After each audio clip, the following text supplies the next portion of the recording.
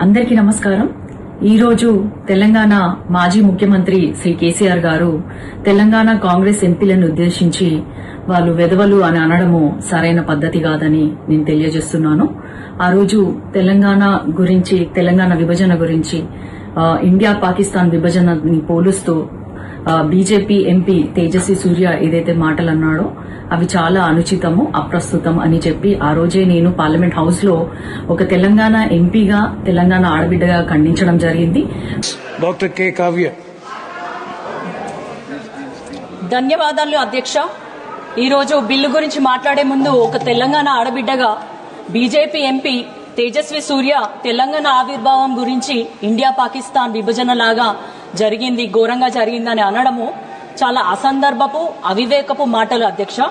ఎందుకంటే తెలంగాణ ఆత్మ ఏంటి, తెలంగాణ ఆత్మగౌరవం ఏంటి, తెలంగాణ బలిదానాలు ఏంటి అనేది మాకు తెలుసు. ఎన్నో ఏళ్ల కల తర్వాతనే మాకు తెలంగాణ వచ్చింది. అది కూడా అప్పటి కాంగ్రెస్ ప్రభుత్వం సోనియమ్మ తనకి రాజకీయ లాభం జరగకున్నా నష్టం జరుగుతుందని తెలిసి కూడా మాకు తెలంగాణని ఇచ్చినారు. ఎందుకంటే ఆమె తెలంగాణ వారి మనోభావాల్ని లెక్క చేసింది కాబట్టి, వాటికి అత్యంత విలువనిచ్చింది కాబట్టి.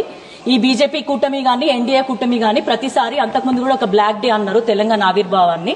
దీన్ని సమ్మతిస్తే గనక ఇంకోసారి మీరు అసలు తెలంగాణలో ఓటు అడగడానికి హక్కు మీకు ఉండదని నేను తెలియజేస్తున్నాను.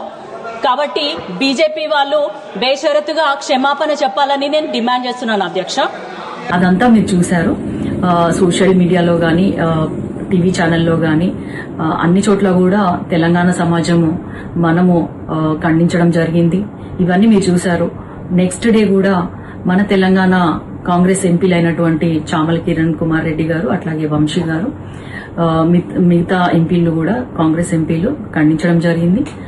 మకర్ ద్వార్ దగ్గర కూర్చొని ప్లకార్డ్స్ కూడా ప్రదర్శించడం జరిగింది. అదేవిధంగా స్పీకర్ గారి దగ్గరికి వెళ్లి ఈ మాటల గురించి మీరు క్షమాపణ అడగాలి, అదేవిధంగా ఈ మాటల్ని, తెలంగాణ గురించి మాట్లాడిన మాటల్ని పార్లమెంట్ హౌస్ రికార్డ్స్ లో నుంచి తొలగించాలని కూడా కోరడం జరిగింది.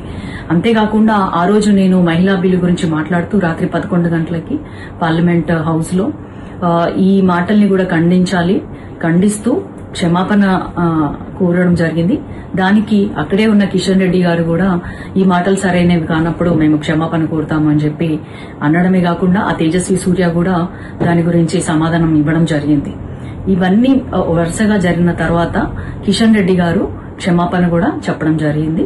అట్లాగే కాంగ్రెస్ ఎంపీలందరం కూడా ముక్త కంఠంతో ఆ రోజు ఖండించడం కాబట్టే ఇవన్నీ జరిగింది. తెలంగాణ సమాజం కూడా తీవ్రంగా దీన్ని పరిగణించారు.